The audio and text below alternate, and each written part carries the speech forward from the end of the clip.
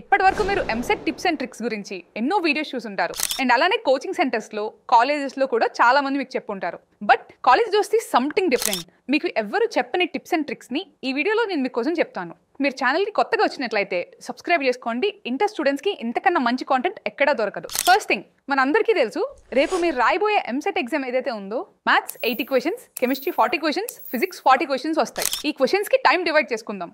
ఉన్న time total 180 minutes. ఆ 180 minutes ఎలా డివైడ్ చేసుకోవాలంటే మ్యాథ్స్కి 90 మినిట్స్, ఫిజిక్స్కి 40 మినిట్స్, కెమిస్ట్రీకి 30 మినిట్స్. సో ఇక్కడతోనే మీ ఎగ్జామ్ అయిపోవాలి.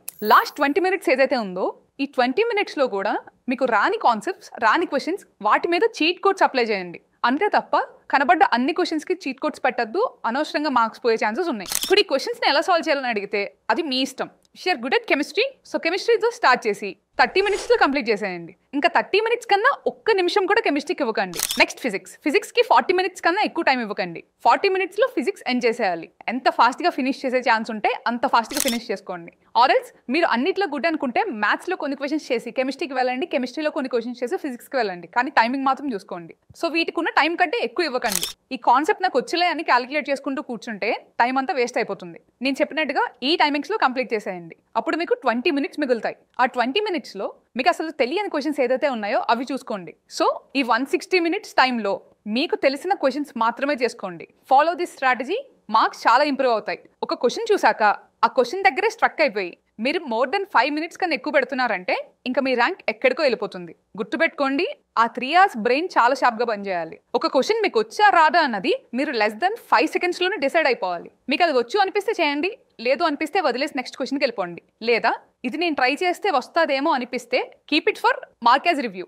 మీకు అది వైలెట్ కలర్లో వస్తుంది ఆ క్వశ్చన్. మీరు ఒక క్వశ్చన్ చదివారు, మీకు అస్సలు తెలియదు, పోనీ మీరు చదివిన చాప్టర్ కూడా కాదు. సో దాన్ని మార్క్ యాజ్ రివ్యూ పెట్టకండి, దాన్ని జస్ట్ అలా వదిలేసేయండి. అది రెడ్ కలర్లోనే ఉంటుంది. సో దట్ మీకు క్లారిటీ వస్తుంది. రెడ్ కలర్లో ఉన్న క్వశ్చన్స్ అన్ని కూడా మీకు తెలియని క్వశ్చన్స్, దాని తర్వాత మీరు గెస్ చేసి ఆన్సర్స్ పెట్టాలి అని. వైలెట్ కలర్ ఏంటంటే టైం టేకింగ్ క్వశ్చన్స్ అనుకోవచ్చు, కానీ మీరు చేస్తే ఖచ్చితంగా సాల్వ్ చేయగలరు అని అర్థం. ఇంకా సెలెక్ట్ చేసిన ఆన్సర్స్ గ్రీన్లోనే ఉంచండి. ఇలా ప్రాపర్గా సెగ్రిగేట్ చేసుకుంటూ రాయండి.